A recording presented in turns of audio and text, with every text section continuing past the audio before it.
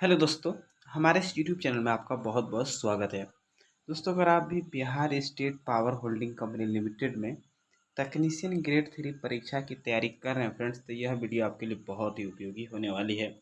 Friends, electrician theory में total 18 chapter हैं। सभी चैप्टर का हम बारी बारी से एमसीक्यू ला रहे हैं फ्रेंड्स, और इन्हीं चैप्टरों से जो है एग्जाम में क्वेश्चन बनते हैं।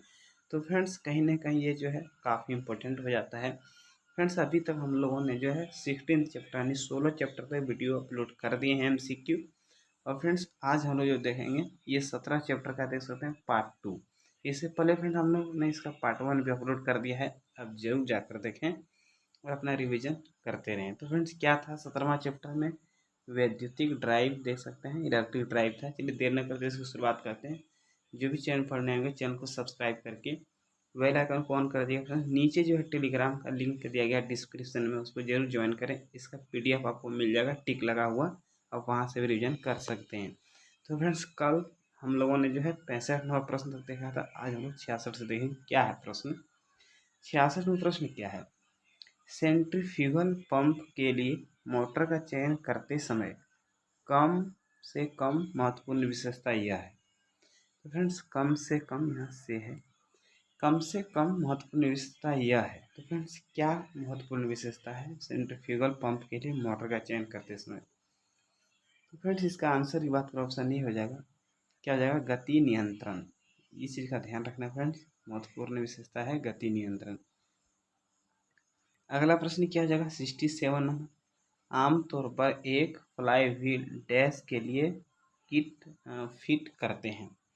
तो फ्रेंड्स, आमतौर पर कह रहा है एक फ्लाई व्हील जो है डैश के लिए फिट करते हैं। तो इसका क्या करेक्ट आंसर हो जाएगा?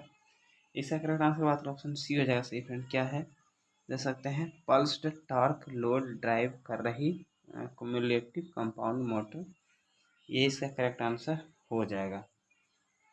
अगला प्रश्न क्या है? 68 का प्रश्न है। एक फ्लाई व्हील आमतौर पर डैश में प्रयोग किया जाता है। तो फ्लाई व्हील जो है आमतौर पर कह रहा है किस में प्रयोग किया जाता है? तो फ्रेंड्स, 4 ऑप्शन दिए गए, इसका करेक्ट आंसर ऑप्शन सी हो जाएगा। क्या हो जाएगा? एक रोलिंग मिल ड्राइव, ये इसका करेक्ट आंसर हो जाएगा फ्रेंड्स, फ्लाई व्हील। अगला प्रश्न है 69। त्वरित गति उत्क्रमण के लिए पसंदीदा मोटर है। तो फ्रेंड्स, स्पीड रिवर्सल के लिए जो है पसंदीदा मोटर क्या हो जाएगा? इसका करेक्ट आंसर की बात ऑप्शन नहीं हो जाएगा फ्रेंड्स, क्या हो जाएगा? DC motor. अगला प्रश्न 70 नंबर है। एक विस्तृत श्रृंखला पर चिकनी और सटीक गति नियंत्रण के लिए बेहतर मोटर है। तो फ्रेंड्स, क्या हो जाएगा? चिकनी और सटीक गति नियंत्रण के लिए बेहतर मोटर की बात की जा रही है। ऑप्शन ए हो जाएगा डीसी मोटर, याद रखेंगे फ्रेंड्स। अगला प्रश्न क्या है? 71वां प्रश्न है। डीसी मोटर डैश है तो डायनेमिक ब्रेकिंग बहुत प्रभावी है। तो फ्रेंड, डीसी मोटर क्या है, ये चीज़ आपसे कही जा रही है। इसका ऑप्शन सी हो जाएगा फ्रेंड्स, क्या हो जाएगा? सेपरेटली संदीप्त, याद रखेंगे। अगला प्रश्न है 72 नंबर। अवत्वरण के दौरान मोवर की गति को नियंत्रित करने के लिए डैश ब्रेकिंग को प्रयुक्त करने को प्राथमिकता देते हैं। तो फ्रेंड्स, इसका क्या करेक्ट आंसर हो जाएगा? इसका ऑप्शन सी हो जाएगा फ्रेंड्स, क्या हो जाएगा? डीसी डायनेमिक हो जाएगा। इसको अच्छे से देखना है। अगला प्रश्न क्या है? 73 नंबर है। Regenerative braking dash. तो फ्रेंड्स, ये क्या है? इसका करेक्ट आंसर ऑप्शन ए हो जाएगा। क्या हो जाएगा? आसानी से डीसी शंट मोटर्स के लिए प्रयुक्त किया जा सकता है। तो फ्रेंड्स, ये चीज़ याद रखना है। अगला प्रश्न है 74। डीसी शंट मोटर में रीजनरेटिव ब्रेकिंग सीमित है। तो फ्रेंड्स, क्या सीमित से क्या करेक्ट आंसर हो जाएगा? क्या सीमित है? ऑप्शन बी हो जाएगा कम गति पर फ्लक्स की संतृप्ति। तो फ्रेंड्स, ये याद रखना है। अगला प्रश्न क्या हो जाएगा? क्या है फ्रेंड्स? 75 नंबर है। एक थायरिस्टर को कहा जा सकता है। तो फ्रेंड्स, एक थायरिस्टर को क्या कहा जा सकता है? इसका करेक्ट आंसर ऑप्शन नहीं हो जाएगा डीसी स्विच, याद रखेंगे। अगला प्रश्न 76। नियंत्रित रेक्टिफायर्स का उपयोग करते हुए डीसी मोटर्स की गति नियंत्रण के लिए आर्मेचर वोल्टेज नियंत्रण डैश गति देता है। तो फ्रेंड्स, क्या गति देता है? इसका क्या हो जाएगा करेक्ट आंसर? ऑप्शन बी हो जाएगा रेटेड गति से नीचे, याद रखेंगे। अगला प्रश्न देखते हैं फ्रेंड्स, क्या है? अगला प्रश्न है 77। स्क्विरल केज इंडक्शन मोटर की हानियाँ है। तो friends squirrel cage induction motor की हानियाँ है, क्या हानियाँ है? इसका करेक्ट आंसर की बात करें फ्रेंड्स तो ऑप्शन डी हो जाएगा, क्या जाएगा? उपरोक्त सभी। इसकी जो तीनों हानि आप देख रहे हैं ABC दिया है फ्रेंड्स, ये तीनों जो है इसकी हानियाँ है। उच्च स्टार्टिंग करेंट और खराब स्टार्टिंग टॉर्क, सप्लाई वोल्टेज में उतार चढ़ाव की उच्च संवेदनशीलता और उच्च लोड पर निम्न पावर फैक्टर, गति विनियमन की कोई संभावना नहीं है। ये चीज़ें जो है इसका दिया गया है हानियाँ। अगला प्रश्न है 78, एक 3 फेज प्रेरण मोटर का एक slip ring connection open circuit हो जाता है तो मोटर क्या होगा? तो फ्रेंड इस कंडीशन में क्या होगा? इसका करेक्ट आंसर ऑप्शन बी हो जाएगा, कम गति से चलने लगेगी। अगला प्रश्न क्या है फ्रेंड 79 नोट दे सकते हैं, स्लिप रिंग इंडक्शन मोटर्स के लाभ हैं। तो स्लिप रिंग इंडक्शन मोटर के क्या लाभ है? 4 ऑप्शन दिया गया है, इसका ऑप्शन डी रहेगा उपरोक्त सभी। तो फ्रेंड ABC जो दिया गया ये चीज़ें हैं, इसको याद रखना है। अगला प्रश्न क्या जाएगा? 80वां प्रश्न है, स्लिप रिंग मोटर्स की हानियाँ है। तो फ्रेंड्स स्लिप रिंग मोटर की क्या हानियाँ है? 4 ऑप्शन दिया गया है, इसका क्या करेक्ट आंसर ऑप्शन डी हो जाएगा उपरोक्त सभी। तो फ्रेंड्स ABC तीनों जो इसका हानियाँ है, तो ये चीज़ों को देख लेना है। स्क्विरल केज इंडक्शन मोटर की तुलना में कम दक्षता और कम पावर फैक्टर, हल्के लोड पर कम पावर फैक्टर, आपूर्ति वोल्टेज में उतार चढ़ाव की संवेदनशीलता, तो ये चीज़ों को याद रखना फ्रेंड्स। अगला प्रश्न क्या है 81 है, इलेक्ट्रिक मोटर के लिए रोटर शाफ्ट का व्यास इस पर निर्भर करता है। तो फ्रेंड्स इलेक्ट्रिक मोटर के लिए रोटर शाफ्ट का व्यास किस पर निर्भर करेगा? 4 ऑप्शन दिया गया है, ऑप्शन सी हो जाएगा, गति और पावर आउटपुट पर। याद रखेंगे फ्रेंड्स, गति और पावर आउटपुट पर। अगला प्रश्न है 82 नंबर है, क्या है? इंडक्शन मोटर का लैगिंग पावर फैक्टर होता है। तो फ्रेंड्स क्या होता है इसका पावर फैक्टर इंडक्शन मोटर का? इसका करेक्ट आंसर ऑप्शन सी हो जाएगा, स्टार्टिंग और ऑपरेशन दोनों पर। अगला प्रश्न है फ्रेंड 83 नंबर दे सकते हैं, क्या है? प्रश्न है फ्रेंड्स, समान रेटिंग के लिए सिंगल फेज इंडक्शन मोटर का आकार अनुरूप 3 फेज इंडक्शन मोटर का लगभग डैश होता है। तो फ्रेंड्स क्या हो जाएगा इसका करेक्ट आंसर? ऑप्शन सी हो जाएगा, 1.5 गुना। याद रखेंगे। अगला प्रश्न 84 नंबर है, बहुत बड़े साइज के 3 फेज इंडक्शन मोटर्स स्टार्ट होते हैं। तो फ्रेंड्स कैसे होते हैं स्टार्ट, ये चीज़ आपसे कही जा रही है, ऑप्शन सी हो जाएगा, ऑटो ट्रांसफर स्टार्टर द्वारा। 85वां फ्रेंड्स प्रश्न है, AC मोटर नियंत्रण में ये जो दिया गया फ्रेंड्स V/F स्थिर रखा जाता है। तो क्या हो जाएगा इसका करेक्ट आंसर? ऑप्शन ए हो जाएगा, चुंबकीय सर्किट का अधिकतम प्रयोग करके। अगला प्रश्न है फ्रेंड्स, देख सकते हैं क्या है, 86वां प्रश्न है, एक वेरिएबल गति में प्रेरण मोटर ड्राइव V/F को इसकी आवृत्ति भिन्नता की विस्तृत श्रृंखला पर स्थिर रखा जाता है। मोटर निम्नलिखित मोड में संचालित होता है। तो फ्रेंड्स किस मोड में जो है मोटर संचालित हो रहा है? इसका करेक्ट आंसर क्या हो जाएगा? इसका ऑप्शन बी हो जाएगा फ्रेंड्स, क्या हो जाएगा? कांस्टेंट टॉर्क और वेरिएबल टॉर्क मोड। ये चीज़ याद रखेंगे फ्रेंड्स। अगला प्रश्न क्या है 87 है, हार्मोनिक पावर सप्लाई प्रयोग की जाती है। तो फ्रेंड्स हार्मोनिक पावर सप्लाई प्रयोग किस में की जाती है? इसका करेक्ट आंसर के बाद ऑप्शन बी हो जाएगा फ्रेंड, क्या हो जाएगा? AC ड्राइव में। याद रखेंगे AC ड्राइव में। अगला प्रश्न 88 है, AC ड्राइव में निम्न में से कौन सी युक्ति प्रयुक्त की जाती है? तो कौन सी प्रयुक्त की जाएगी फ्रेंड्स AC ड्राइव में? इसका करेक्ट आंसर की बात करें फ्रेंड, ऑप्शन ए हो जाएगा, क्या हो जाएगा? Filter capacitor. याद रखेंगे। अगला प्रश्न है फ्रेंड्स 89वां प्रश्न है, AC ड्राइव का अन्य नाम है। तो फ्रेंड्स AC ड्राइव का अन्य नाम क्या है? ऑप्शन इसका डी हो जाएगा फ्रेंड्स, ये सभी, यानी सभी जो है दे सकते हैं। समायोजित ड्राइव, बी दिया है परिवर्तनीय गति ड्राइव, सी दिया है आवर्ती परिवर्तक ड्राइव। तो फ्रेंड्स ये चीज़ आंसर हो जाएगा। 90वां प्रश्न है, AC ड्राइव का उपयोग निम्न में से किस मोटर को नियंत्रित करने के लिए किया जाता है?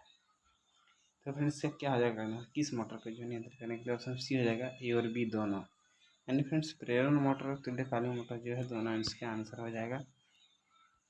अगला प्रश्न 91 है, क्या फ्रेंड्स रीजनरेटिव DC ड्राइव नियंत्रित करती है? तो क्या नियंत्रित करती है रीजनरेटिव DC ड्राइव? तो फ्रेंड्स इसका करेक्ट आंसर के बाद ऑप्शन डी हो जाएगा, ये सभी। यानी मोटर की घूर्णन दिशा को नियंत्रित करती है, मोटर के बलाघूर्ण को नियंत्रित करती है, मोटर की गति को नियंत्रित करती है। ये चीज़ें याद रखेंगे फ्रेंड्स। अगला प्रश्न है 92 है, डीसी ड्राइव में मुख्यतः किस युक्ति का उपयोग किया जाता है? तो 4 ऑप्शन दिया गया फ्रेंड्स, किसका उपयोग होगा इसमें? इसका करेक्ट आंसर ऑप्शन सी हो जाएगा, थायरिस्टर। याद रखेंगे। 93 नंबर प्रश्न है, स्टेप्ड वोल्टेज स्टेबलाइजर में आउटपुट वोल्टेज को रेगुलेट करने के लिए निम्न में से कौन सा ट्रांसफार्मर प्रयोग किया जाता है? तो फ्रेंड्स कौन सा ट्रांसफार्मर का प्रयोग किया जाता है? इसका करेक्ट आंसर ऑप्शन बी हो जाएगा, ऑटो ट्रांसफर। याद रखेंगे। अगला प्रश्न है फ्रेंड्स 94 नंबर है, स्टेप्ड ऑटोमेटिक वोल्टेज स्टेबलाइजर में निम्न में से किस रेटिंग का रिले उपयुक्त रहता है? तो फ्रेंड्स इसका करेक्ट आंसर के बाद का ऑप्शन बी हो जाएगा, किस रेटिंग का रिले पूछा जा रहा है फ्रेंड्स, तो 12 वोल्ट डीसी रिले। याद रखेंगे। 95 प्रश्न है, स्टेप्ड वोल्टेज स्टेबलाइजर का उपयोग किया जाता है, तो कहाँ किया जाता है? इसका करेक्ट आंसर ऑप्शन डी हो जाएगा। क्या हो जाएगा फ्रेंड्स? ऑप्शन डी, ये सभी रेफ्रिजरेटर्स में, एयर कंडीशन में, वीसीआर में, इसे याद रखेंगे। अगला प्रश्न है 96 नंबर, क्या है, किसी परिपथ में एलईडी का उपयोग किया जाता है? तो फ्रेंड्स जो है कहाँ एलईडी का प्रयोग होता है? इसका करेक्ट आंसर ए हो जाएगा, परिपथ में धारा प्रवाह को दर्शाने के लिए जो है एलईडी का प्रयोग करते हैं। अगला प्रश्न 97 है, फोटोकॉपी मशीन में निम्न में से कौन सा स्टेबलाइजर उपयोग किया जाता है? तो फ्रेंड्स किस स्टेबलाइजर का उपयोग होता है फोटोकॉपी मशीन? ऑप्शन सी हो जाएगा, सर्वो स्टेबलाइजर। याद रखेंगे। 97 नंबर है, एक सर्वो मोटर कितनी परिशुद्धता की नियत वोल्टेज प्रदान करता है? तो फ्रेंड्स इसका क्या जाएगा करेक्ट आंसर? ऑप्शन सी हो जाएगा। क्या जाएगा? ±3%। अगला प्रश्न है फ्रेंड्स, क्या है, 99वां प्रश्न है, चित्र में किसका ब्लॉक आरेख प्रदर्शित किया गया है? तो फ्रेंड्स क्या जाएगा इसका करेक्ट आंसर? इसका करेक्ट आंसर हो जाएगा ऑप्शन बी। याद रखेंगे फ्रेंड्स, क्या है, अबाधित शक्ति आपूर्ति। तो याद रखेंगे। अगला प्रश्न देख सकते हैं फ्रेंड्स, क्या है, 100वां प्रश्न है। प्रश्न है, एसी आपूर्ति बंद हो जाने की स्थिति में आपातकालीन स्रोत के रूप में डैश का उपयोग किया जाता है? तो फ्रेंड्स किसका उपयोग किया जाएगा? ऑप्शन ए हो जाएगा, इन्वर्टर का प्रयोग किया जाता है। 101वां प्रश्न है, इलेक्ट्रॉनिक इन्वर्टर को अन्य किस नाम से जाना जाता है? तो फिर इसका करेक्ट आंसर ऑप्शन डी हो जाएगा, स्थैतिक इन्वर्टर। याद रखेंगे। अगला प्रश्न है फ्रेंड्स 102 नंबर है, इन्वर्टर में एसी इनपुट उपलब्ध होने पर स्टोरेज बैटरियों को डैश की दर पर आवेशित करने की व्यवस्था होती है? तो फ्रेंड्स किस दर पर जो है आवेशित करने की व्यवस्था होगी? ऑप्शन सी हो जाएगा, इसका क्या हो जाएगा, 3 से 5 एम्पीयर। 3 प्रश्न है, इमरजेंसी लाइट की कार्यावधि में एसी मेन सप्लाई डैश की प्राप्त होती है, यानी एसी मेन सप्लाई की प्राप्ति कहाँ से होती है फ्रेंड्स? ये चीज़ें कही जा रही है। ऑप्शन इसका सी हो जाएगा, स्टेप डाउन ट्रांसफार्मर से। अगला प्रश्न 104वां प्रश्न क्या है, बैटरी चार्जर प्रायः सेल के अंदर डैश के रूप में वैद्युतिक ऊर्जा को भंडारित करता है, यानी किस ऊर्जा को फ्रेंड्स? ये चीज़ें कही जा रही है। सेल के अंदर जो है क्या होता है? इसका करेक्ट आंसर ऑप्शन बी हो जाएगा, रासायनिक ऊर्जा बैटरी के अंदर होता है। 105 नंबर, बैटरी चार्जर एक साधारण डैश है। क्या है बैटरी चार्जर एक साधारण डैश पूछा है? ऑप्शन इसका ए हो जाएगा, डीसी पावर सप्लाई। याद रखेंगे। अगला प्रश्न 106 नंबर है, अंतवर्तक में प्रयुक्त ट्रांसफार्मर का आकार निर्भर करता है? तो इन्वर्टर में जो है प्रयुक्त ट्रांसफार्मर का आकार निर्भर करता है, किस पर आकार निर्भर करेगा? इसका करेक्ट आंसर ऑप्शन सी हो जाएगा, बैटरी की आवेशन शक्ति पर। अगला प्रश्न 107 नंबर है, वैद्युतिक एवं इलेक्ट्रॉनिक यंत्र उपकरणों को स्थिर मान की वोल्टेज सप्लाई किसके द्वारा प्रदान की जाती है? तो फ्रेंड्स किसके द्वारा प्रदान की जाती है? ऑप्शन ए हो जाएगा, वोल्टेज स्टेबलाइजर। 108वां प्रश्न क्या है, स्वचालित वोल्टेज स्टेबलाइजर है? फ्रेंड्स 4 ऑप्शन में क्या होगा ऐसा करेंगे? ऑप्शन डी हो जाएगा, तो सभी इन्वर्टर, यूपीएस और ऑटो कट वोल्टेज स्टेबलाइजर, ये भी हो जाएगा सही। तो याद रखेंगे। 109वां प्रश्न क्या है, एसएमपीएस पावर सप्लाई की आउटपुट वोल्टेज परास है? तो फ्रेंड्स इसका क्या हो जाएगा करेक्ट आंसर? ऑप्शन इसका बी हो जाएगा, 1248 वोल्ट। अगला प्रश्न है फ्रेंड देखते 110वां प्रश्न है, शॉर्ट सर्किट यूपीएस में डैश से डैश समयांतराल बाद लोड को सप्लाई मिलती है, तो फ्रेंड्स क्या हो जाएगा, शॉर्ट सर्किट यूपीएस में जो है इसे करेक्ट आंसर की बात करें फ्रेंड्स तो ऑप्शन जो है इसका ए हो जाएगा सही। क्या हो जाएगा 4 से 5, ये नैनो सेकंड दिया फ्रेंड्स, इस चीज़ को याद रखना है। अगला प्रश्न क्या है, 111वां प्रश्न, बैटरी को चार्ज करने में प्रयुक्त यूपीएस है। तो बैटरी को चार्ज करने में फ्रेंड्स प्रयुक्त यूपीएस क्या है, इसका करेक्ट आंसर की बात का ऑप्शन नहीं हो जाएगा। क्या हो जाएगा शॉर्ट ब्रेक यूपीएस। 112वां प्रश्न है, नो ब्रेक यूपीएस का प्रकार है। तो फ्रेंड्स नो ब्रेक यूपीएस का प्रकार है, क्या हो जाएगा इसका करेक्ट आंसर ऑप्शन सी हो जाएगा, ए व बी दोनों। ऑफलाइन यूपीएस और ऑफलाइन यूपीएस जो फ्रेंड्स ये चीज़ें सेम दी गई है, बस इसमें जो है कुछ मिस्टेक हुआ है। तो फ्रेंड्स जो है अगला प्रश्न 113 नंबर देख सकते हैं, क्या है, ऑटो कट वोल्टेज स्टेबलाइजर प्रयुक्त विद्युत उपकरण है।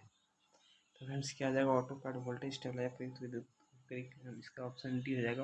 और सभी refrigerator, air condition, TV receiver ये हो जाएगा। 114 नंबर प्रश्न है फ्रेंड्स, नॉन आइसोलेटेड शक्ति संग्रहण के लिए प्रयुक्त अवयव है। तो फ्रेंड्स क्या आ जाएगा प्रयुक्त अवयव, ऑप्शन सी हो जाएगा, प्रेरक हो जाएगा। अगला प्रश्न 115 नंबर है, आइसोलेटेड टोपोलॉजी प्रकार का एसएमपीएस है। तो फ्रेंड्स आइसोलेटेड टोपोलॉजी जो इसमें कहा जा रहा है, ऑप्शन डी हो जाएगा उपरोक्त सभी। ये देख सकते हैं friends, flyback SMPS, push pull जो दिया है, अर्ध सेतु दिया है। 116 नंबर प्रश्न है, एसएमपीएस को सुरक्षा प्रदान करने हेतु प्रयुक्त अवयव है। तो फ्रेंड्स क्या हो जाएगा, एसएमपीएस को सुरक्षा प्रदान करने हेतु प्रयुक्त अवयव क्या हो जाएगा, ऑप्शन ए हो जाएगा, फ्यूज। अगला प्रश्न देख सकते हैं 117वां प्रश्न है, क्या है, नॉन आइसोलेटेड एसएमपीएस प्रकार नहीं है, इसमें नहीं है कही जा रही फ्रेंड्स, ऑप्शन इसका डी हो जाएगा, पुश पुल एसएमपीएस हो जाएगा इसका आंसर। अगला प्रश्न 118 नंबर है, एसएमपीएस को हानि पहुंचती है। तो फ्रेंड्स किससे हानि पहुंचती है एसएमपीएस को, इसका करेक्ट आंसर ऑप्शन सी हो जाएगा, ए व बी दोनों से, यानी अति धारा से, शॉर्ट सर्किट से। 119वां प्रश्न है, डीसी ड्राइव में मुख्यतः किस युक्ति का उपयोग किया जाता है।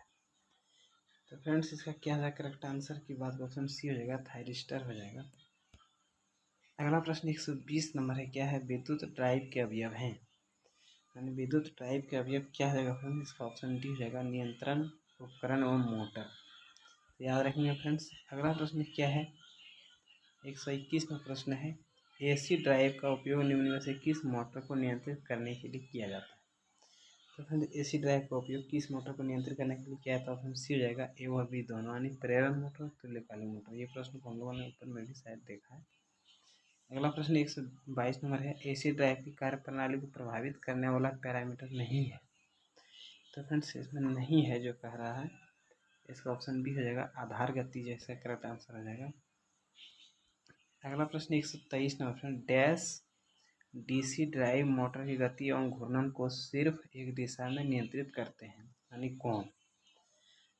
क्या आ जाएगा फ्रेंड्स, ब्लैंक की जगह पर क्या हो जाएगा, इसका ऑप्शन बी हो जाएगा, नॉन रिजर्वेटिव। तो फ्रेंड्स याद रखेंगे, रिजर्वेटिव हो जाएगा इसका आंसर, नॉन। अगला प्रश्न है 124 नंबर, क्रेन की गति परिवर्तित होती है। तो फ्रेंड्स क्या है, क्रेन की गति परिवर्तित होती है, ऑप्शन डी हो जाएगा, 1 से 2.5 मीटर पर सेकेंड, इसका करेक्ट आंसर हो जाएगा।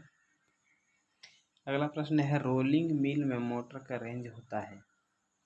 तो फ्रेंड्स कितना होता है, ऑप्शन सी हो जाएगा, 100 से 500 हॉर्स पावर। याद रखेंगे। अगला प्रश्न 126 नंबर है, एक मैग्नेटिक एम्पलीफायर प्रयुक्त होता है डैश के नियंत्रण हेतु। तो फ्रेंड्स मैग्नेटिक एम्पलीफायर किसके लिए प्रयुक्त होता है, इसका करेक्ट आंसर ऑप्शन सी हो जाएगा, स्पीड। याद रखेंगे। अगला प्रश्न फ्रेंड 127वां प्रश्न है और लास्ट प्रश्न है इसका, साउंडलेस संचालन हेतु किस प्रकार के इलेक्ट्रोमैग्नेट का प्रयोग करते हैं। तो फ्रेंड्स साउंडलेस संचालन हेतु जो है इसका करेक्ट आंसर क्या हो जाएगा, ऑप्शन ए हो जाएगा, डीसी ऑपरेटेड। तो फ्रेंड्स चैप्टर समाप्त होगा। मैं उम्मीद करता हूँ यह वीडियो आपको पसंद आया होगा। पसंद आने पर वीडियो को लाइक, नए लोग चैनल को सब्सक्राइब जरूर करें। धन्यवाद।